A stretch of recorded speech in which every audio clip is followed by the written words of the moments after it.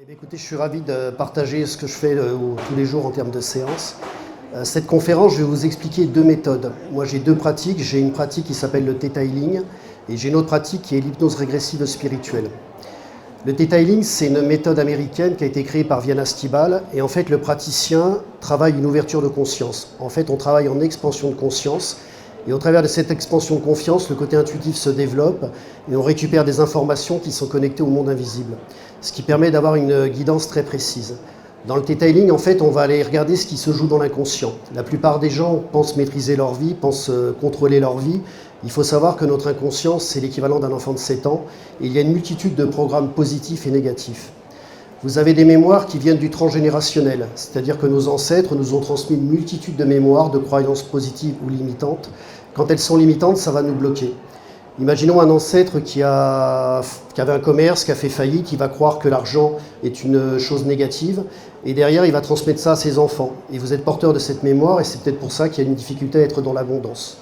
Donc ça, c'est un niveau de croyance qui est lié au transgénérationnel. Toutes les mémoires qu'on a récupérées de nos ancêtres, on va les déprogrammer éventuellement et les reprogrammer en positif.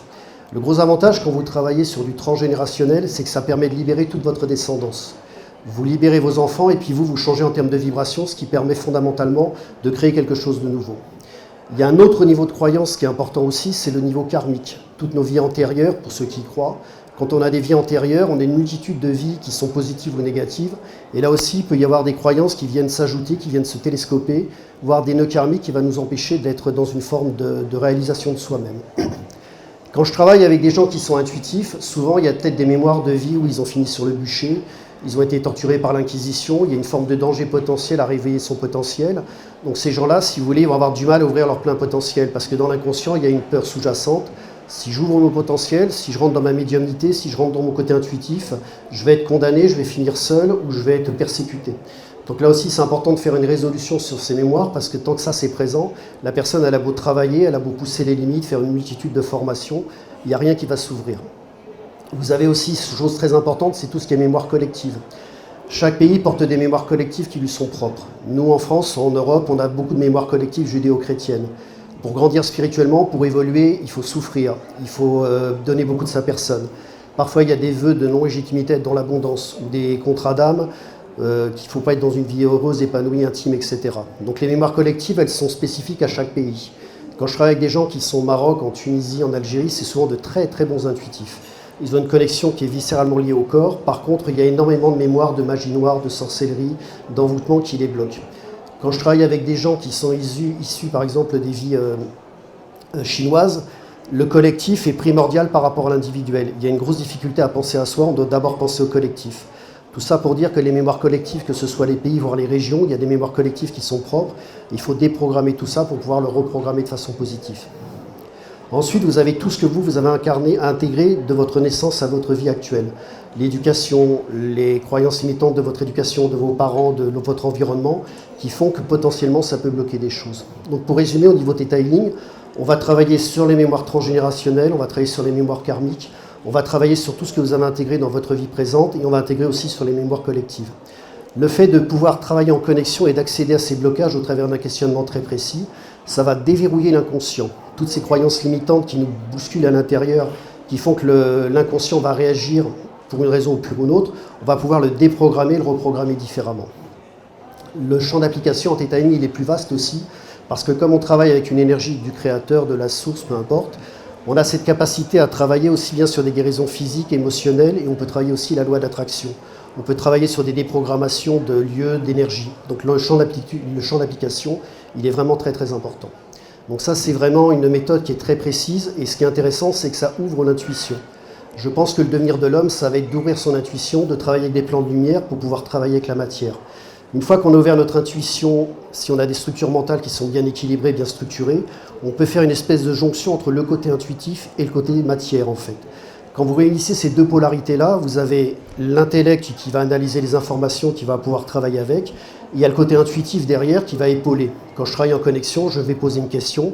L'information, elle me descend. Et quand je vais accompagner les gens, je vais pouvoir les aider à avoir la bonne direction parce que j'ai déjà la réponse. Donc le fait de jumeler l'intuition et l'intelligence, ça permet d'avoir une équation parfaite et on supprime une forme de dualité. L'intérêt aussi, quand vous travaillez sur ce type de méthode, c'est que la zone de croissance, elle est limitée. Autant sur un côté psychologique, philosophie, il va y avoir une espèce de plafond parce qu'on travaille dans les structures intellectuelles. Le fait d'ouvrir son intuition, de travailler en connexion avec ces plans-là, ça vous permet d'avoir un champ d'application monumental. Il n'y a aucune limite. La seule limite qu'on a, c'est nous qui nous la posons au travers de nos croyances limitantes. Mais dans la formation de Theta Healing, je suis formateur et j'aide les gens à dépasser des choses, on va apprendre à défaire ces programmes, on va apprendre à défaire toutes ces croyances limitantes pour pouvoir les reprogrammer différemment et la zone de croissance, elle est limitée. Alors ça peut paraître conceptuel, mais quand vous le vivez, vous avez des fois dans les séances des enseignements qui tombent qui sont vraiment intéressants. Donc ça, c'est la pratique du Theta Healing. Et puis ça permet aussi de rentrer sur la boîte à outils, elle est vraiment très très large. La deuxième pratique que j'ai, c'est l'hypnose régressive spirituelle. Donc quand je fais une séance de Theta Healing, la personne va venir sur une séance, elle va positionner toutes les problématiques qu'elle a, sur quoi elle aimerait travailler, qu'est-ce qui fait qu'elle est gênée, quels sont les schémas répétitifs. C'est moi qui vais passer en expansion de conscience. Je vais échanger avec elle pour pouvoir voir quelles sont les croyances limitantes. Une fois qu'elles sont mises à jour, la personne, elle comprend ce qu'elle doit travailler, il y a une compréhension intellectuelle. Et derrière, le soin quantique, la déprogrammation, la reprogrammation, le téléchargement d'émotions, de sentiments va se faire avec l'énergie du créateur. Donc c'est de la physique quantique qui se fait instantanément. Donc c'est moi qui suis en expansion de conscience, c'est moi qui va accéder aux vies antérieures, qui va accéder aux mémoires génétiques. Et derrière, la personne, elle va juste ressentir l'effet du soin. Ce que je dis souvent en Theta Healing, c'est un soin qui passe dans le corps. Le travail se fait, la personne ressent une forme d'allègement, de légèreté, et ça permet de dénouer des schémas répétitifs qui sont récurrents. Quand on travaille en hypnose régressive, là c'est différent. C'est la personne qui va être mise sur un plateau thérapeutique, va être mise dans un état de transe, et derrière, moi je vais l'accompagner pour aller visiter certaines vies antérieures, voir du transgénérationnel, voir des contacts avec des êtres de lumière, et c'est la personne qui va ressentir tous les soins. C'est fondamentalement différent. Souvent dans les hypnoses régressives, il y a souvent une espèce de boucle thérapeutique. On ne peut pas prédire de quelle direction la séance va partir, parce que ça va être l'inconscient, le conscient, qui va diriger la séance. Ça peut être une vie, 2, 3 vies, 4 vies, et il y a souvent une espèce de schéma répétitif, de boucle thérapeutique, qui permet de libérer les choses. Je vous donne un exemple, j'avais travaillé avec un monsieur qui était dans un alcoolisme très très avancé. L'exploration sur son hypnose régressive lui a permis de visiter 5 vies qui lui donnaient des clés de sortie pour sortir de sa problématique d'alcoolisme. Donc la grande différence sur une hypnose régressive, c'est que là, moi, je vais accompagner la personne, je vais l'aider, je vais la guider pour lui permettre de pouvoir libérer des choses, qu'elle puisse explorer éventuellement ses vies antérieures, qu'elle puisse aussi recontacter peut-être un défunt, ça peut aussi travailler sur du transgénérationnel, et ça permet une libération définitive. Et souvent, il y a un enseignement personnel qui se pose par rapport à la personne. Est-ce que vous avez des questions déjà par rapport à ces deux pratiques ? Oui, bonjour. Je voulais savoir en combien de séances on peut arriver à quelque chose, ou si en une ça se fait, comment ça se passe? Alors il n'y a pas de règle en fait. Sur une séance, j'avais une personne qui avait une grosse problématique, on avait travaillé sur la séance et derrière ça s'est libéré instantanément. Parfois il peut y avoir des résistances, c'est-à-dire que la personne, elle va avoir du mal à quitter ses anciens schémas. J'avais travaillé avec un monsieur, on avait travaillé la loi d'attraction parce qu'il faisait du business.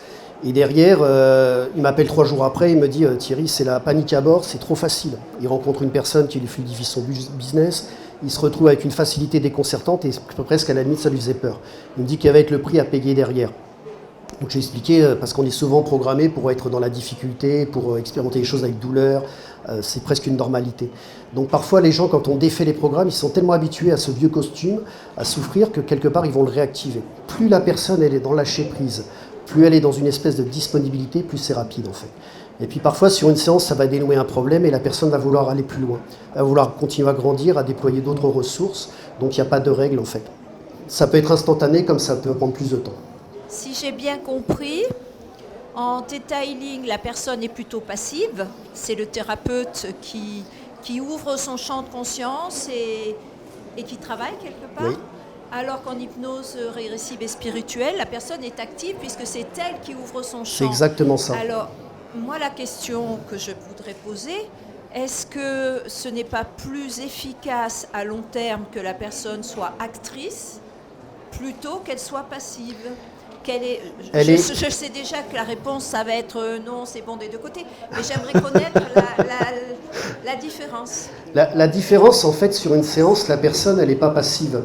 Elle n'est pas du tout passive, parce que dans la première partie de l'entretien, on va échanger, on va partager. Moi, mon rôle, c'est d'aller mettre à jour toutes les croyances limitantes, mettre à jour ce qui se joue, quels sont les schémas dans l'inconscient. Derrière, quand je fais les soins énergétiques, la personne doit valider tous les soins. Je ne peux rien faire sans son accord. Si je n'ai pas son accord, je ne peux pas faire le travail. Donc, il y a vraiment une notion de co-création à deux. La seule différence, c'est que la personne en hypnose, si elle a un mental très très fort, elle va peut-être pas se mettre en état de transe. Elle va verrouiller, elle va bloquer par un système de protection en fait. Par contre, en Theta Healing, que la personne soit avec un mental très fort, c'est pas un souci parce que moi, la connexion intuitive va me donner l'angle de travail, la direction à prendre, comment ajuster les questions, comment faire en sorte que la personne en prenne conscience. Donc c'est vraiment un travail de co-création. La seule différence, c'est que la personne, elle va valider ou invalider tous les soins qui vont suivre derrière, mais elle est vraiment co-créatrice de sa séance. Par contre, en hypnose, une cliente m'avait dit une chose intéressante. Elle m'avait dit c'est la première fois sur une soin thérapeutique où c'est moi qui vis mes vies antérieures, c'est moi qui ai ressenti, qui ai tout perçu. Mais mon rôle à moi, quand je suis sur une hypnose régressive, c'est de l'accompagner pour que la séance elle soit utile. L'accompagner pour faire des guérisons avec les guides ou avec les êtres de lumière, par exemple. C'est deux formes différentes, mais souvent en Theta Healing, ça va être plus rapide, plus précis et plus pertinent parce que c'est moi dans l'état médiumnique qui sait dans quel angle il faut aller travailler. Et la personne, le fait d'en prendre conscience, de pouvoir réajuster, changer ses récepteurs, ça va lui permettre finalement de pouvoir créer une guérison qui va être instantanée.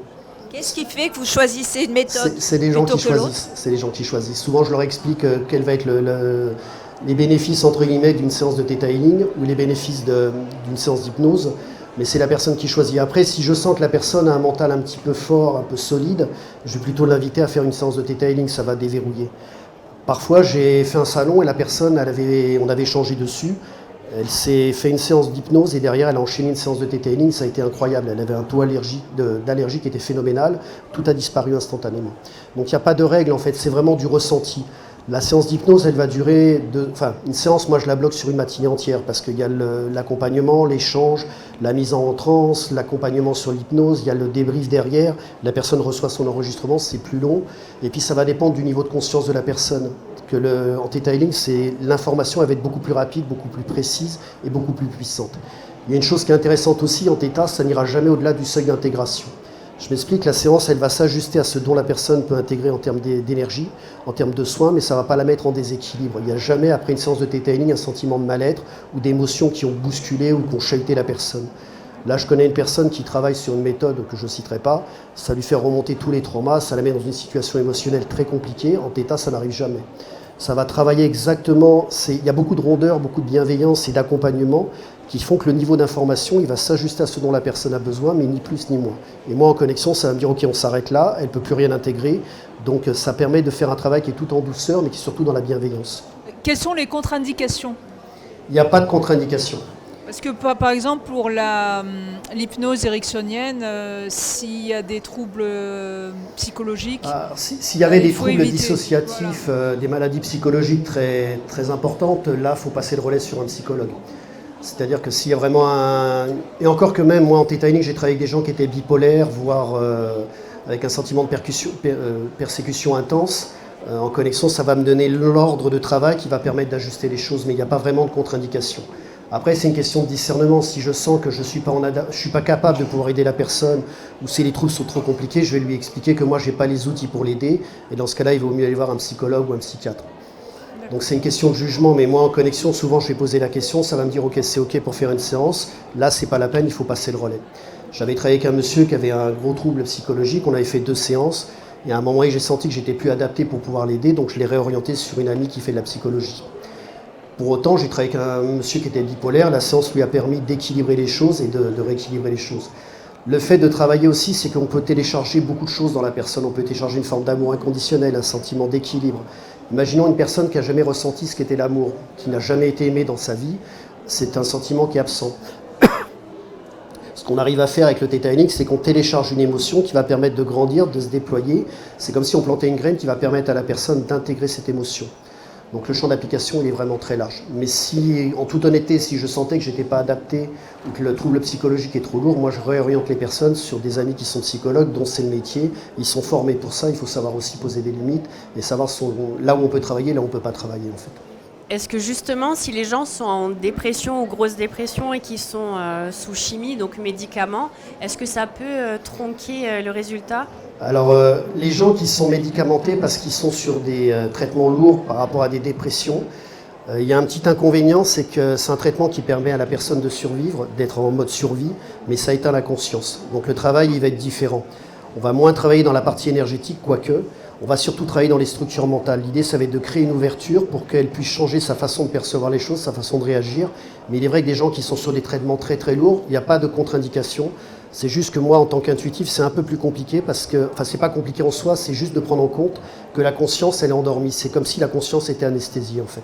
Pour autant, le travail, il peut se faire quand même. C'est pas un souci. D'autres questions? La séance, elles peuvent se faire en présentiel ou en distanciel. Ça n'a aucune incidence. Moi, j'ai 95% de mes séances ou de mes formations qui sont en distanciel. Les formations en Theta Healing, c'est des niveaux spécifiques qui nous apprennent à monter dans cette expansion de conscience, qui nous apprennent à déprogrammer, reprogrammer les outils, faire des guérisons de groupe, faire de la communication végétale, animale. Vraiment, la boîte à outils est très large.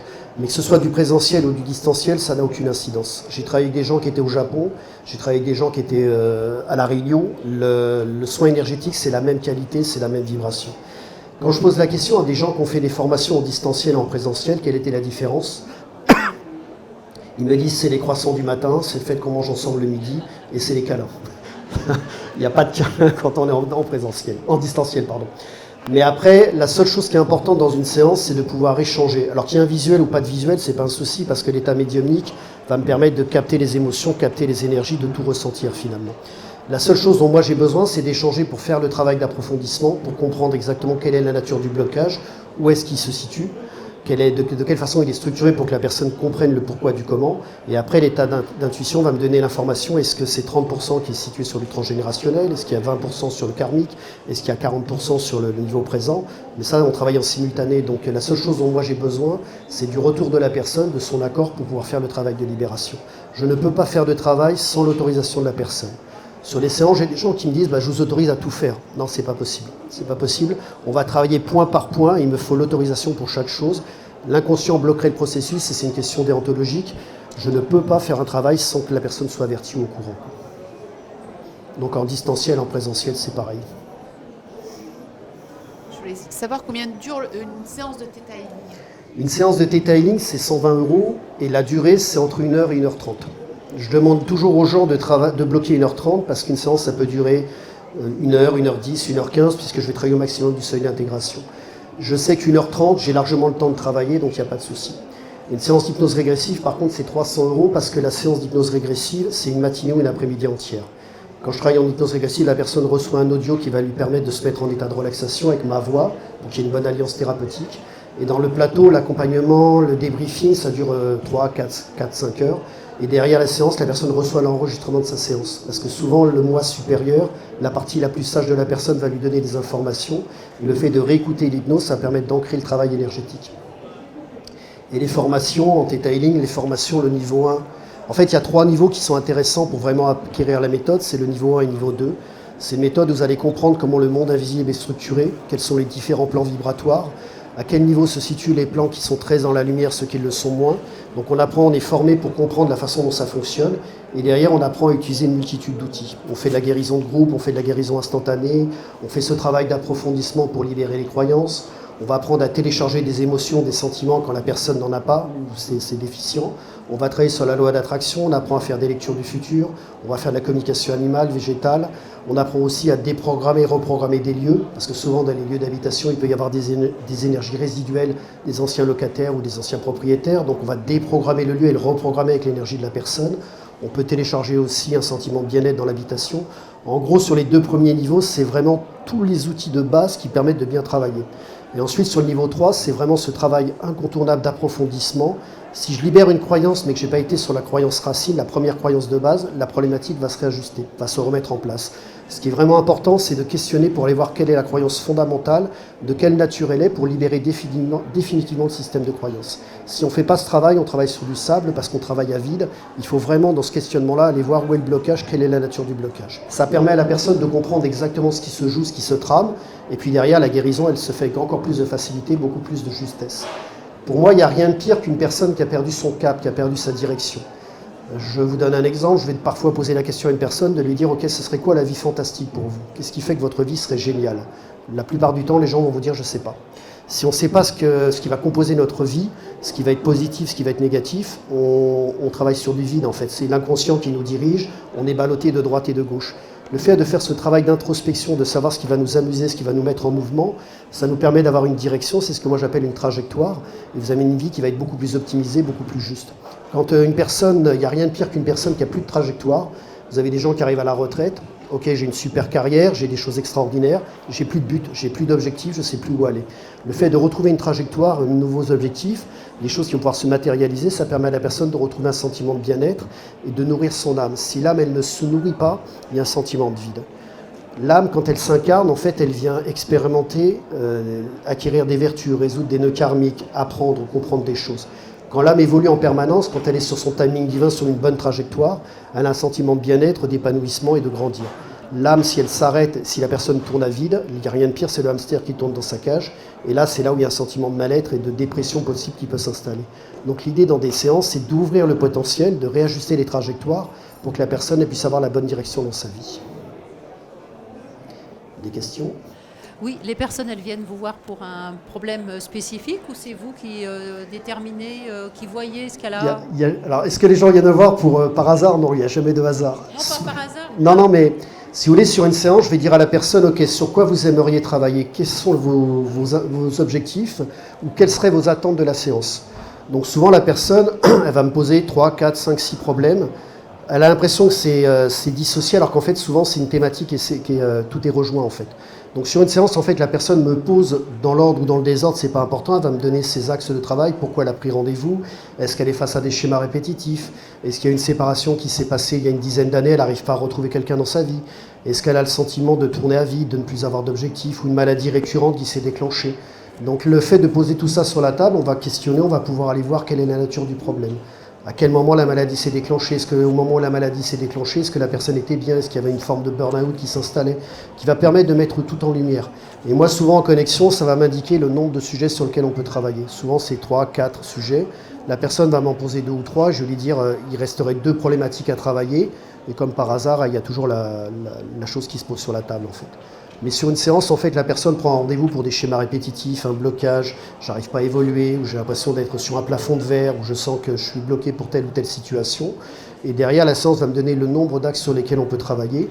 Et l'idée, ça va être d'ouvrir et de libérer tout ça, en fait. Est-ce que cela signifie que le thérapeute doit avoir des capacités médiumniques pour pratiquer ? Ah, c'est une bonne question.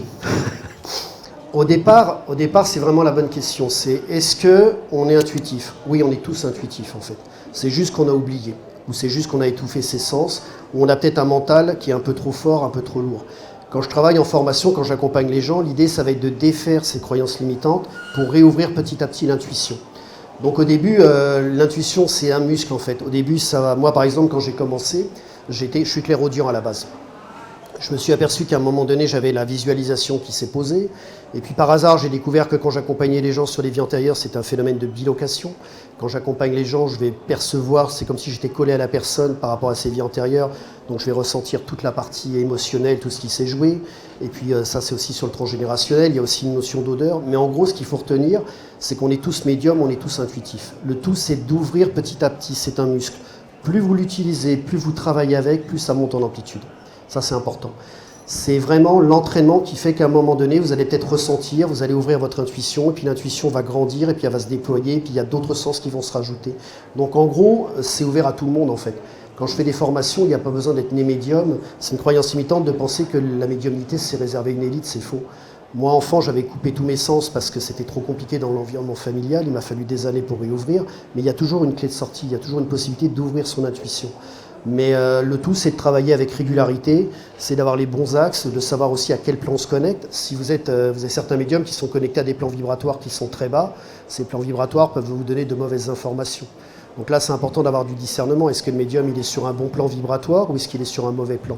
Mais avec la formation en Theta, on apprend à naviguer dans ces plans, on apprend à comprendre comment c'est structuré. Le plan des défunts, le plan des maîtres ascensionnés, le plan des lois, le plan du créateur. Donc on apprend à naviguer là-dedans, connaître précisément quels sont les plans vibratoires et avec l'expérience et la connaissance intellectuelle, on va pouvoir se déplacer. Mais c'est absolument pas réservé à une élite. Le tout, c'est de travailler, c'est de s'entraîner, et puis derrière, c'est quelque chose qui monte en puissance. Et puis quand vous avez compris intellectuellement comment ça fonctionne, il y a juste à suivre. Et quand on fait des formations en Theta, il y a de la théorie, mais énormément de pratique. C'est-à-dire que vous faites un travail sur les anges gardiens, on contacte les anges gardiens tout de suite. On fait un travail de guérison, on fait tout de suite un exercice sur la guérison de groupe. Là, j'ai accompagné des groupes, je fais des voyages spirituels où on va travailler sur des ouvertures de conscience, on va travailler sur l'initiation. C'était un groupe qui venait de tous les horizons, il y avait des DRH, des gens qui étaient au RSA, toutes les couches sociales. Je peux vous dire qu'à la fin du voyage, ils ont ouvert leur médiumnité de façon incroyable. Et là, tous les premiers du mois, ils font une guérison de groupe. On a été formés, je les ai formés pour faire des guérisons énergétiques. Ils en font depuis près de 2 ans maintenant. Et le niveau, il est en train de monter de façon exponentielle. Et ce n'est pas des gens qui, à la base, se pensaient médiums. Le fait d'ouvrir, de comprendre comment ça marche, ça permet de créer ça permet de réveiller ce sens intuitif et de le remettre dans la bonne place, en fait. L'intérêt du travail sur soi, c'est quoi? C'est pas d'être connecté à des plans de lumière, de prendre des shoots d'énergie, des shoots de machin. On est ancré dans la matière. L'intérêt du travail personnel, pour moi, c'est de trouver un point d'équilibre. C'est de se libérer de toutes ces croyances limitantes, de tout ce que notre inconscient fait en positif ou en négatif, nous balade de droite et de gauche, pour reprendre le gouvernail de son bateau. Le fait de remettre des boussoles, de rééquilibrer tout ça, l'objectif du travail personnel, c'est de trouver un équilibre intérieur, c'est de trouver un sentiment de bien-être et de reprendre les rênes de sa vie. C'est ça qui me paraît important dans le travail personnel. Donc le fait d'être en expansion de conscience, quand vous travaillez avec cette énergie-là, souvent on va prendre des shoots. On va prendre des shoots d'amour inconditionnel. Le soin énergétique, on va en bénéficier aussi, mais ce n'est pas l'objectif. L'objectif, c'est de trouver ces points d'équilibre, de retrouver des choses qui font chanter notre âme, qui réveillent notre cœur et qui nous libérer tout ce qui peut bloquer potentiellement, toutes ces croyances limitantes qui nous bloquent, qui nous réduisent.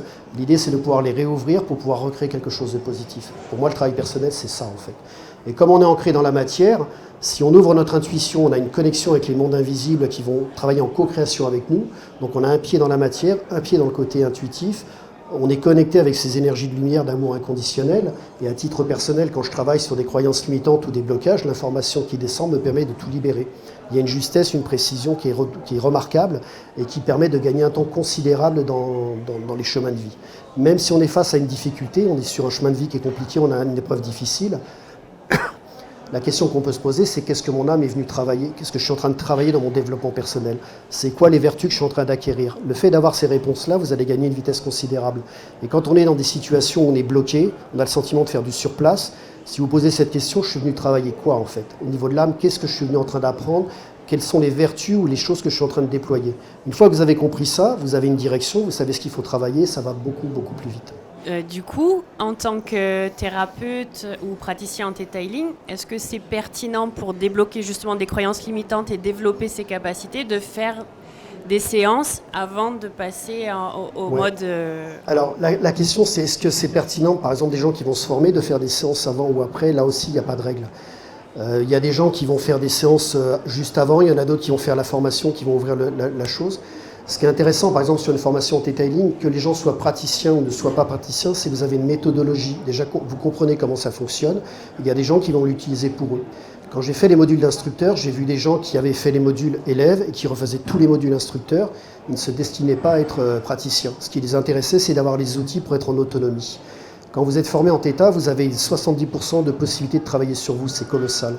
Il y a un événement qui se présente, vous allez avoir l'habitude de dire « Ok, où est situé le blocage ? Quel est le questionnement à poser ?» Puis vous allez pouvoir défaire et reprogrammer les choses. Donc la question, est-ce qu'il faut faire des séances avant ou après une formation, ça c'est pas important. Ça répond à ta question. Et quand on travaille sur soi, mais que la personne avec qui on vit reste complètement figée, ça se passe comment? Intéressant. Est-ce que le travail sur soi va faire changer le partenaire? Ça, c'est c'est la question à 100 000 €.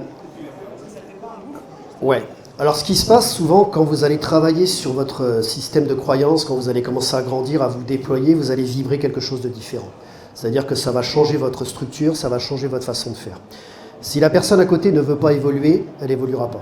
Donc quand j'ai des femmes, le mari prend rendez-vous pour faire plaisir à sa femme, elle va me foutre la paix, j'ai pris un rendez-vous et comme ça je suis tranquille, ça ne marche pas, c'est mort. Même un enfant, quand je travaille avec des enfants, je demande toujours aux parents d'échanger avec l'enfant pour voir si c'est pertinent pour lui. Donc c'est une question de libre arbitre en fait. Le libre arbitre, c'est vraiment notre pouvoir personnel qui fait que ça va changer ou pas. Si le partenaire il est en adéquation et qu'il est prêt à grandir, ça peut changer les choses instantanément. Le fait de travailler sur vous, vous allez peut-être changer votre énergie, votre vibration, votre façon d'appréhender les choses et peut-être que ça va changer l'environnement familial. Le fait de changer quelque chose, des fois le changement il se fait instantanément par rapport à votre environnement proche, les enfants, la famille, les parents, etc. Pour autant, si la personne ne veut pas bouger, elle ne bougera pas. Elle ne bougera pas, ça c'est une question de libre arbitre. Le libre arbitre, c'est vraiment une loi fondamentale qu'on n'aborde pas beaucoup en spiritualité, mais qui est notre plus grand pouvoir. Quand vous avez par exemple des gens qui sont parasités par des entités, des parasites, etc., le libre arbitre, ça vous donne le pouvoir total de faire ce que bon vous semble. Il n'y a pas de souci avec des parasites, des entités, des démons, le libre arbitre vous protège instantanément. Et ça, c'est pas forcément communiqué. Mais pour autant, voilà, on est obligé de prendre en compte le libre arbitre de la personne. Et puis, voilà, ça, il n'y a pas de... Et vous avez beaucoup parlé du Theta Healing, c'est très bien. Est-ce que vous allez parler de l'hypnose régressive et spirituelle ? Oui, ben, l'hypnose régressive, en fait, c'est ce que je disais tout à l'heure. L'intérêt d'une hypnose régressive, c'est que la personne, sur une séance, on va faire un état des lieux. Vous en êtes où dans votre vie? Quelles sont les interactions avec votre famille? Est-ce que ça se passe bien? Est-ce qu'il y a une problématique avec les parents? Quels sont vos hobbies? Est-ce qu'il y a le sentiment d'être bien sur votre chemin de vie? Est-ce qu'il y a le sentiment d'être bloqué? Ça serait quoi vos attentes de la séance? Ça, c'est la première partie d'entretien. Quand la personne va être mise en état d'hypnose, sur un plateau thérapeutique, en fait, on va accéder à une vie. Une première vie qui va donner des indications. Donc peut-être que la personne était à l'époque féodale, elle est peut-être guérisseuse dans une clairière en étant seule.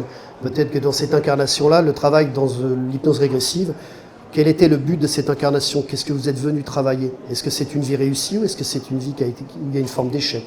Est-ce que dans cette vie, il y a eu des traumas ou du karmique qui s'est créé avec votre environnement? Parfois, on va rencontrer un papa qui finalement est le mari dans cette vie actuelle. Donc l'exploration, en fait, c'est la conscience qui va emmener un terrain d'exploration, qui va faire une espèce de boucle où on va cheminer sur différentes vies antérieures qui vont permettre de trouver une résolution par rapport à la vie présente. Je vous donne un exemple, j'ai mon ex-femme qui a fondé une formation d'hypnose, et elle était partie sur le fait de faire une hypnose pour aller expérimenter l'après-vie. Vous voyez le truc un peu à l'anneau solar. Donc ça, c'était le premier objectif. Et le deuxième objectif, c'était de me permettre de récupérer la capacité à apprendre l'anglais. J'ai un problème avec les langues. On démarre sur une première vie en néo-zélandaise, un chercheur, et là se dit super, c'est un pays anglophone, on va récupérer. Mais pas du tout en fait. C'était ce que je devais récupérer en termes de matériel par rapport à cette vie antérieure, c'était la pédagogie, la capacité à enseigner. C'était ça qui était à expérimenter. Et ensuite, dans l'exploration de l'après-vie, en fait, dès que je suis mort, ma conscience est diluée, elle est partie directement, donc on n'a pas exploré l'après-vie. C'est pour ça que sur une séance d'hypnose, on ne sait jamais dans quelle direction ça va partir. C'est la conscience qui va emmener l'exploration sur les vies les plus pertinentes pour trouver des résolutions. Donc l'hypnose régressive, elle est hyper intéressante. Moi, j'adore en faire à titre personnel parce que ça permet de ressentir, ça permet, quand vous êtes en expansion de conscience, vous allez ressentir toute la charge des vies antérieures. Vous allez peut-être, j'ai une vie où j'étais, je vous donne un exemple, j'avais une vie où j'ai toujours une blessure à l'épaule ici. Et j'avais beau voir les kinés, j'avais beau voir les ostéos, il n'y a rien qui fonctionnait. La blessure restait toujours active. Donc on passe sur une régression et c'est une vie de chevalier où j'ai été abîmé lors d'un tournoi, où j'ai pris une lance dans l'épaule. Et les résultantes de cette vie, c'est que j'ai bloqué mon système émotionnel. Plutôt que de m'ouvrir, je me suis renfermé comme si j'avais verrouillé tout. Et en fait, dans cette vie présente, chaque fois que je reverrouillais l'émotionnel, la blessure se réactivait. Le fait de l'avoir compris, ça a libéré complètement la blessure, elle n'est plus du tout active. Et quand je commence à me verrouiller émotionnellement, la blessure se réactive, donc c'est un signal. Donc voilà, ça c'est le travail sur les vies antérieures. Mais la différence, c'est que c'est la personne qui va ressentir, qui va vivre, qui va percevoir, qui va comprendre ce qui s'est joué. Et c'est très très libérateur. D'autres questions? Du coup, concernant l'hypnose régressive, c'est vraiment personnel, c'est pertinent de faire une séance pour justement aller récupérer des capacités ou débloquer malgré tout, même si on est intuitif ou médium, débloquer un mental fort qui perturbe les choses. Est-ce qu'il est pertinent de travailler sur des vies antérieures pour récupérer du potentiel, pour récupérer des choses positives? Oui, la réponse elle est oui, mais même en travail de Theta Healing. On a des vies où on a eu de la souffrance, il y a eu des vies qui ont été difficiles, et parfois dans les séances, on va les connecter à des vies qui ont été très riches, très puissantes. Je me souviens d'une séance d'hypnose où la personne avait vraiment une appétence pour les plantes, et ça la reconnecte à une vie antérieure où elle était guérisseuse au Moyen-Âge, et elle maîtrisait les plantes sur le bout des doigts. C'est pas qu'elle va récupérer le savoir instantanément identique à ce qu'elle faisait dans cette vie antérieure, par contre elle récupère une compétence intuitive. Parfois ça va connecter aussi à des vies où on a été commerçant, très bon commerçant, on a une très, très belle faculté à faire du business. Le fait de reconnecter cette vie et de récupérer ses compétences, ça permet de récupérer le sens des affaires. Ce sera un peu modifié, mais on peut récupérer aussi du matériel positif par rapport à des choses.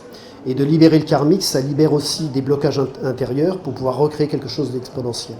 Mais en effet, sur des vies antérieures, moi ça m'arrive fréquemment d'aller connecter sur des intuitifs, des vies atlantes par exemple, où le peuple atlante était vraiment très haut en termes d'énergie, qui travaillait sur des très grandes capacités, de pouvoir reconnecter ces vies antérieures pour récupérer un sentiment de légitimité, soit être guérisseur, soit récupérer intuitivement une capacité à utiliser les énergies ou à travailler avec ça. Donc ça va dans les deux sens. Il peut y avoir des vies antérieures qui ont été compliquées, difficiles, des vies de privation, des vies de difficultés où là on va libérer. Il peut y avoir aussi des niveaux de repos, des vies où on s'est reposé, on a fait les choses tranquillement, et puis des vies où on a eu un très haut niveau, on peut récupérer ça. Quand vous regardez les vies antérieures, il y a une trajectoire. C'est-à-dire que c'est un chapelet de vies qui se succèdent, et parfois certaines vies préparent d'autres vies. Donc quand vous prenez de l'altitude et que vous regardez ça avec plus de distance, ça permet de mieux comprendre la trajectoire de l'âme et qu'est-ce que l'âme est venue travailler. Est-ce que cette vie, c'est une vie de travail, de réparation par rapport à certaines personnes? Est-ce que c'est se réapproprier son potentiel de guérisseur? Est-ce que c'est guérir des blessures ou des blocages potentiels? Donc le champ d'application, il est très large et très varié sur les vies antérieures. C'est en ça que les hypnoses régressives sont intéressantes, parce qu'on va se focaliser vraiment dans les vies passées, qu'est-ce qui s'est joué, comment la personne a expérimenté les choses. Et pour autant, parfois, il peut y avoir un travail de transgénérationnel aussi. J'avais accompagné une personne qui était ancienne témoin de Jéhovah, et à un moment donné, dans la séance d'hypnose, s'est présenté son arrière-arrière-grand-père, qui était rentré dans ce mouvement-là, qui ne voulait pas que sa descendance s'en sorte. Donc là, on a travaillé sur le transgénérationnel. Et puis parfois, on va travailler directement avec les guides ou des êtres de lumière, qui vont pouvoir faire des guérisons, des soins énergétiques, qui vont permettre de réparer, de recorriger les choses, et de remettre la personne dans un sentiment de mieux-être.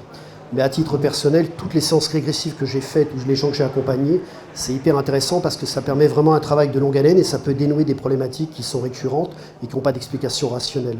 Si on travaille que sur de la psychologie, de l'analyse, on va travailler sur ce plan, on est incarné dans ce plan de matière. Si on travaille sur les hypnoses régressives, on va travailler sur le niveau karmique.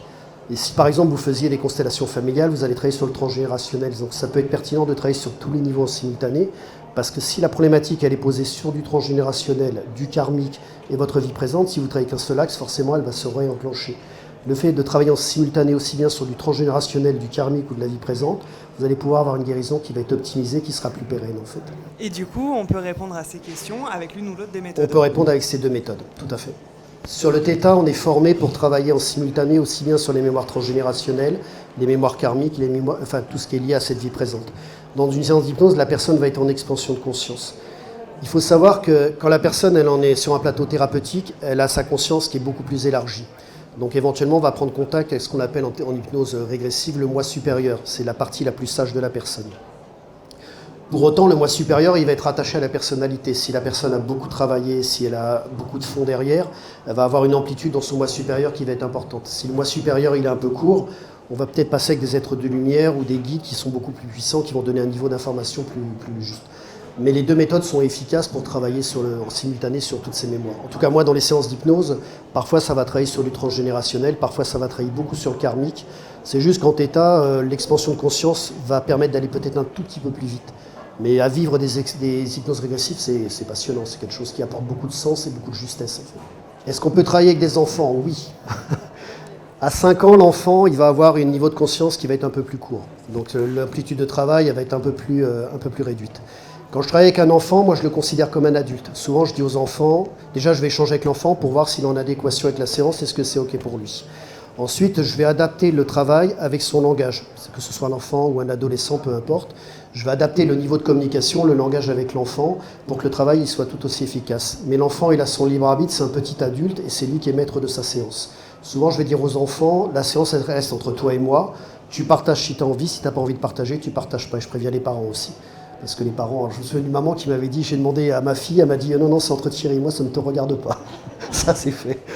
Et souvent, je vais demander à échanger avec l'adolescent ou l'enfant, parce que là aussi, si l'ado, il prend un rendez-vous pour faire plaisir à maman, pour être tranquille, ça ne sert à rien, la personne perd une séance, donc il n'y a aucun intérêt.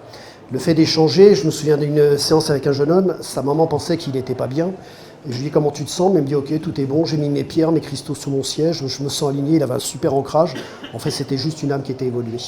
Il y a une génération d'enfants qui arrivent qui sont méga puissants, ils sont super puissants. Souvent, nous, dans nos générations, on est intuitif, on n'a pas le mode d'emploi, on n'avait pas Internet, on devait se démerder comme on pouvait, et il peut y avoir un sentiment d'incompréhension. Moi, je me souviens, quand j'avais besoin de chercher des réponses, je devais courir Paris, chercher les bibliothèques, les librairies, les livres n'étaient pas édités, c'était la croix et la bannière. Aujourd'hui, le niveau d'information, il s'est démultiplié de façon considérable. Et souvent, dans les générations d'avant, il y avait des intuitifs qui étaient super connectés, mais comme ils n'étaient pas dans le bon environnement, la situation sociétale était compliquée, c'est des gens qui ont peut-être fermé leurs intuitions. Aujourd'hui, vous avez une génération qui arrive, qui est méga connectée. Vous avez des parents qui ont travaillé sur eux, qui travaillent sur eux, qui créent des ouvertures. Donc je pense qu'il y a vraiment toute une génération qui va arriver derrière, qui va être vraiment extraordinaire. Et quand vous travaillez avec ce genre d'enfants, ça va très vite. Ils sont super puissants, ils sont super connectés. Et souvent avec des enfants qui se sentent inadaptés avec l'environnement, quand il y a une hypersensibilité, une hyperémotivité, l'idée c'est de leur dire « Ok, t'es pas anormal, en fait c'est juste que l'environnement est un peu différent. Il faut que tu apprennes à jouer, il faut que tu ouvres ton intuition, il faut que ce soit de l'information avec laquelle tu vas pouvoir travailler, ça permet de corriger les choses. » Mais ça fait gagner un temps considérable. Du coup, j'en profite, les femmes enceintes. Ah, les femmes enceintes. Dans l'absolu, en Theta Healing, on peut travailler même avec une maman. C'est-à-dire la femme qui est enceinte, on peut travailler dessus. On ne le fait pas pour une raison simple, c'est que souvent il y a un risque de fausse couche dans les 3 premiers mois de la grossesse. Ce n'est pas lié aux pratiques énergétiques, mais c'est que la maman peut perdre son bébé. Et l'idée, c'est de ne pas associer un soin énergétique avec la perte du bébé.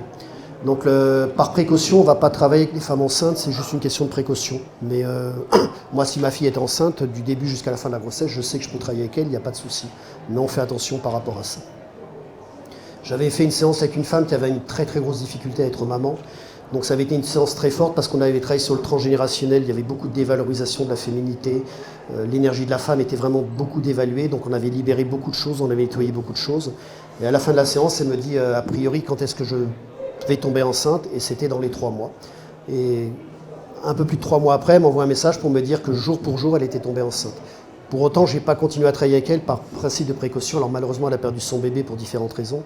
Mais dans l'absolu, on peut travailler avec une maman, ça ne pose pas de souci. Mais par précaution, pour éviter que ce soit associé avec un risque de fausse couche, on évite. Il y a un aspect qui est intéressant en Theta Healing aussi, on apprend à faire de la communication animale. C'est-à-dire que vous allez pouvoir rentrer en état médiumnique avec l'animal et échanger, partager avec lui, voire lui faire des soins énergétiques. Donc ça, c'est assez fantastique parce que quand on a des animaux, déjà on apprend à leur faire des nettoyages énergétiques, à les nettoyer de toutes les charges. Les chats, les chiens, souvent, ils vont prendre nos difficultés, ils vont essayer de nous soulager énergétiquement. Donc le fait d'apprendre à les nettoyer, c'est fantastique. Et puis de communiquer avec les animaux, ça permet aussi de rentrer dans une communication aussi bien verbale que télépathique, qui nous permet de mieux les comprendre. Le chat de ma compagne, quand je suis rentré dans sa vie, c'est un chat qui était très agressif, qui feulait beaucoup. En faisant une lecture intuitive, je m'aperçois qu'au niveau de la hanche, il avait un éclat de douleur permanent. Et quand il y a des changements de température, il avait cette espèce de douleur permanente sur la patte arrière. Et il s'avère qu'à ses 3 ans, il est tombé du balcon, donc il a une fracture et il y a une plaque qui lui a été posée. Le fait de prendre en compte que la plaque, en fait, comme c'est un Maine Coon qui ne cesse de grandir, la plaque, selon les changements de température, va générer de la douleur. Donc le fait de prendre ça en compte, j'ai pu faire des soins énergétiques avec son autorisation, il faut toujours leur demander l'autorisation. J'ai pu faire des soins énergétiques, communiquer avec lui, et ce qui fait que maintenant il est beaucoup plus sociable, et je sais pourquoi, enfin ça a considérablement amélioré sa relation. On a des tortues, je lui dis il faudrait que tu protèges les tortues, il y a des rats des champs qui se baladent et je voudrais que tu les protèges. Je peux vous dire qu'il a éradiqué tous les rats, il n'y a plus rien qui passe. Il surveille les tortues, il est sur l'enclos des tortues, donc ça permet d'avoir des interactions extraordinaires. Et avec les animaux, c'est quelque chose qui est fantastique, d'apprendre à ouvrir sa connexion, de pouvoir communiquer avec nos animaux à 4 pattes, parce que c'est souvent, parfois même des âmes sœurs, des animaux qu'on a déjà rencontrés dans des vies antérieures, ce qui explique que parfois, il y a un lien qui est très fort, très puissant. L'animal, parfois, il est aussi important qu'un enfant ou un être humain, parce que forcément, il y a des vies passées, on a déjà cheminé avec l'animal, et ça permet de mieux comprendre les choses, ça donne une amplitude beaucoup plus large. Là aussi, avec un animal, on va travailler en θ comme on travaillerait avec un être humain.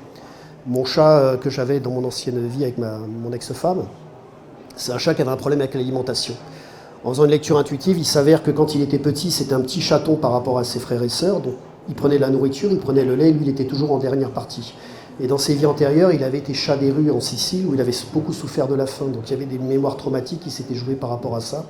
Le fait de libérer, de reprogrammer ça, de télécharger différentes choses, ça avait considérablement amélioré sa problématique par rapport à l'appétit. Donc le fait de travailler aussi, que ce soit avec des humains ou avec des animaux, c'est la même chose. Et on peut apporter beaucoup de solutions et beaucoup de compréhension par rapport à nos animaux, en fait. Il n'y a pas de limite en séance de Theta Healing. Moi, je ne vois pas de limite sur lesquelles on ne pourrait pas travailler. La seule limite qui pourrait se poser, c'est quelqu'un qui ne veut pas travailler, quelqu'un qui va bloquer ou quelqu'un qui ne croit en rien. Et encore que même quelqu'un qui n'a pas de culture spirituelle, on peut quand même travailler dans les structures de pensée. Mais il n'y a pas de blocage potentiel, on peut travailler dans toute l'amplitude, on peut travailler sur toutes les problématiques. La boîte à outils, elle est suffisamment vaste et complexe pour pouvoir travailler et aborder n'importe quelle problématique. J'ai une question. Quand on fait le contact des femmes, on ne dérange pas les morts ? Quand on fait du contact des femmes, est-ce qu'on ne dérange pas les morts ? Quand l'âme, elle passe de l'autre côté, elle garde son libre arbitre. Quand on fait, par exemple, dans la formation, on apprend à faire du contact défunt. Si le défunt il est disponible, il viendra. S'il n'est pas disponible, il ne viendra pas. Le fait, nous, en Theta, on travaille toujours à partir du créateur, d'un plan vibratoire, et on passe avec le créateur pour ne pas être importuné par des défunts. Il faut prendre en compte que le défunt, s'il est très très évolué, c'est quelqu'un qui a beaucoup travaillé sur lui, quand il va passer de l'autre côté, il va monter très haut dans les plans, il a une connaissance, une compréhension instantanée des choses. Si c'est un défunt qui a peu travaillé, il sera comme il était dans la vie présente, peut-être un peu plus élaboré, mais pas forcément. Donc le contact défunt, finalement, que ce soit avec un être vivant ou un être décédé, c'est la même chose. Si moi, en contact médiumnique, si j'ai un défunt qui se présente et qui n'est pas positif, qui est négatif ou un peu toxique, je ne vais pas transmettre le message et je vais lui mettre un stop. J'avais fait une séance avec une femme et sa maman se présente et elle voulait prendre la direction de la séance. Donc j'ai dit à la personne, j'ai dit attends, je vais prendre 2 minutes, là il faut que je règle quelque chose. Et j'ai expliqué à la maman que même si elle était bienveillante, ce n'était pas sa séance, ça ne la regardait pas, c'était la séance de sa fille et qu'elle n'allait pas intervenir. Le fait d'avoir partagé ça avec sa fille, elle a beaucoup apprécié parce qu'elle me dit ma mère était autoritaire et elle se mêlait de tout en fait. Donc que ce soit un défunt, c'est vous qui décidez, c'est votre libre arbitre. Si le défunt dans un état médiumnique il est positif, ok j'engage. Si c'est pas positif, j'engage pas. Parfois vous avez des défunts, voire des animaux défunts qui vont se présenter dans des séances pour apporter de la réparation, pour leur dire qu'ils ont bien ascensionné, qu'ils sont bien de l'autre côté, que tout est ok. Ça c'est très réparateur pour la personne. Et puis parfois, quand la personne va travailler sur des gros dossiers, il peut y avoir un ancêtre qui se présente ou un défunt qui va lui dire « Je suis très fier du travail que tu fais, je suis derrière toi, est-ce que tu m'autorises à t'accompagner? Est-ce que je peux être derrière toi et t'apporter toute l'aide qui est nécessaire ?» Ça aussi, c'est très réparateur et ça permet de faire un travail très précis par rapport à ça. Et puis une personne qui a perdu un être cher, de savoir que de l'autre côté, il a un comité d'accueil, que ses parents, ses guides, des êtres lumière sont présents, c'est très réparateur aussi. Donc le défunt, en fait, c'est une communication comme avec un être vivant. C'est ok, c'est positif, je partage, c'est pas positif, je partage pas. Le libre arbitre nous protège instantanément. Et les défunts n'ont aucun pouvoir sur les vivants, c'est notre libre arbitre qui nous protège. Ce que vous venez de dire m'amène une question. L'accompagnement en fin de vie, est-ce que Theta Healing oui, bien sûr. peut aider justement la personne à partir plus calmement oui. parce qu'elle se sait accueillie de l'autre côté ou qu'elle sait que ce qu'elle laisse ici pourra continuer même sans elle, enfin... Tout à fait, tout à fait. Là, actuellement, je suis en train d'accompagner une amie qui est... c'est une médium qui est vraiment très puissante et elle est en phase finale. C'est-à-dire qu'elle a une leucémie foudroyante, elle est en train de basculer de l'autre côté. Là, ça fait une semaine, je l'appelle tous les jours, on échange et justement, c'est très réparateur pour elle déjà de pouvoir poser la parole. Et puis en connexion, je lui indique qu'il y a des choses qui l'attendent de l'autre côté, elle a tout un comité d'accueil, de savoir aussi que les plans sont en train de l'accompagner pour lui permettre de dire au revoir à tout le monde, de faire tous les papiers nécessaires. Donc oui, bien sûr, c'est très pertinent. Et puis ça permet de dédramatiser, ça permet de mieux appréhender ce passage en fait. Parce que même si on a beaucoup travaillé sur nous, il y a toujours cette peur de la mort viscérale. Et le fait de pouvoir l'accompagner, en l'occurrence là je travaille en Theta avec elle, il y a vraiment un accompagnement et quand elle va basculer, déjà de savoir qu'elle peut poser la parole, qu'elle puisse partager et ressentir les choses, c'est beaucoup plus serein. Au même titre qu'une personne qui a perdu un être cher, parfois les gens vont être bloqués dans la notion du deuil. Il y a peut-être un travail de libération qui ne s'est pas fait, donc on peut travailler sur ça et on peut accompagner la personne pour qu'on ne retirera pas la douleur. Sur un décès, on ne peut pas retirer de la douleur. Sur une séparation, on ne pourra pas retirer la douleur. La personne qui vous dit « je vous enlève tous vos traumas », ça n'existe pas, c'est faux. Par contre, le fait de comprendre, de mieux appréhender la chose, ça permet à la personne de mieux le traverser finalement. Le fait de pouvoir changer les récepteurs, simplement l'angle de vue, peut-être de rajouter un peu de spiritualité, de conscience et d'évolution, ça va permettre à la personne de mieux transiter et de mieux accompagner ce passage-là. Donc à votre question, oui, moi ça m'arrivait d'accompagner des défunts. Je me souviens d'un monsieur qui était en phase terminale de cancer, il était sur un cancer généralisé, on avait travaillé sur tout le système de croyances, et notamment qu'est-ce qui avait déclenché la maladie, qu'est-ce qui avait généré la maladie, qu'est-ce qu'il était en train de travailler par rapport à ça.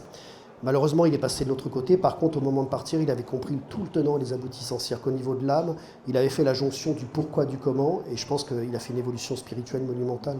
Donc ça facilite la transition. Mais ça ne retirera pas la peine, ça permet juste de l'atténuer, ça permet de mieux amortir les choses, et le comprendre, ça permet de mieux traverser les difficultés. Quelles que soient les difficultés, encore une fois, qu'est-ce que mon âme est en train de travailler ? Je vous donne un exemple personnel. Quand j'ai perdu mon épouse, on avait 25 ans de vie commune, c'était une âme sœur. Et la première question que je me pose, c'est, je leur demande, je leur dis, c'est quoi l'objectif là? Pourquoi je la perds? Qu'est-ce que mon âme doit travailler? Et la réponse qui m'a été faite, c'est tout ce que tu as travaillé depuis ta plus tendre enfance, c'est de la théorie, là ça devient de la pratique. Tu crois à la migration des âmes, tu crois à l'évolution des âmes, tu crois qu'il y a un passage au niveau du monde invisible, tu dois ouvrir ta médiumnité, finalement, là c'est vraiment toute la théorie, il faut la transformer en pratique. Le fait d'avoir cette direction-là, ça m'a permis, ça n'enlève pas la douleur, mais ça permet de la traverser plus vite et le temps de deuil il va être beaucoup plus réduit. Parce que la réponse qui est venue derrière, c'est quelle serait la plus belle façon de lui rendre hommage, mais c'est d'avoir une vie pleine et intense en fait. Est-ce qu'elle aurait voulu que je reste dans un deuil qui dure 20 ans, ou est-ce que finalement elle aurait souhaité que je sois dans une meilleure réalisation de moi-même? La réponse était une réalisation de soi-même. Donc de comprendre ça, d'avoir des directions claires et précises, ça vous permet de mieux traverser les choses. Et là encore une fois, qu'est-ce que je suis en train de travailler, qu'est-ce que mon âme est venue expérimenter? Vous avez une direction qui est optimum en fait. Ça vous paraît juste? J'ai une question, la dernière. Par rapport aux religions, quand on a une religion, qu'on soit musulman, chrétien ou alors le Theta Healing, les religions, quand j'avais fait le module instructeur, on était en Suisse, en Theta Healing, pour être formateur, il y avait 600 personnes. Donc la formatrice, Yana Stiebal, a dit tous les catholiques, levez la main. Les musulmans, israéliens. Enfin, en gros, il y avait toutes les religions, il y avait tous les pays, il y avait toutes les cultures. C'est pas un souci, ça pose aucun problème. Dieu, l'énergie de création, enfin tout ce que vous voulez, c'est une énergie d'amour inconditionnel, d'intelligence parfaite. Donc il n'y a vraiment aucun souci par rapport aux religions. Le tout, c'est de se connecter à cette énergie universelle d'amour, inconditionnel, d'intelligence parfaite, mais la notion de religion, de pays n'a aucune importance. Ça ne change rien en fait. On peut travailler avec toutes les confessions, tous les systèmes de croyances, toutes les mémoires collectives, tous les pays, toutes les nations, il n'y a aucun souci. Et quand je fais des modules d'instructeurs internationaux, vous avez tous les pays du monde et ça pose aucun souci. Et c'est intéressant parce que vibratoirement, on sent, j'avais travaillé avec une Allemande, donc on avait un traducteur, ça c'est une petite anecdote qui est marrante. On avait, donc moi je parlais en français pour faire le travail de déprogrammation et de reprogrammation. Et le temps que le traducteur se fasse pour qu'elle puisse comprendre ce que j'étais en train de faire pour accepter ou invalider le soin. Et en fait, à un moment donné, elle m'explique que le travail se faisait en français, c'est-à-dire qu'elle sentait le travail qui s'était fait sans passer par la langue. Donc tout ça pour dire qu'au niveau vibratoire, c'est juste une question d'énergie en fait. Souvent, quand je fais des salons, il y a une forme de logique. Les gens vont venir par rapport à quelque chose de vibratoire. Ce n'est pas une question de pays, de religion, de race ou de quoi que ce soit. Quand je travaille avec des gens en formation, il y a toutes les confessions, tous les pays, toutes les cultures, tous les systèmes de croyances, ça ne pose pas de souci. Si la personne est dans un système d'évolution, il n'y a aucun problème. Et vibratoirement, des fois, le soin, si on reprend l'exemple avec cette femme allemande, le soin, il s'installait instantanément. Parfois, je vais travailler avec des gens, c'est simplement dans l'échange où ça travaille en simultané. On est en train de travailler dans l'échange et le travail de déprogrammation et de reprogrammation, il se fait instantanément. Donc tout ça pour dire que la vibration, l'état physique, quantique, médiumnique, je ne saurais pas l'expliquer, peut se faire instantanément. Il n'y a pas de notion il n'y a pas de contre-indication, si ce n'est que la personne ait une ouverture spirituelle. Je crois qu'on est au bout là. Je vous remercie pour votre attention et puis je vous souhaite un bon salon.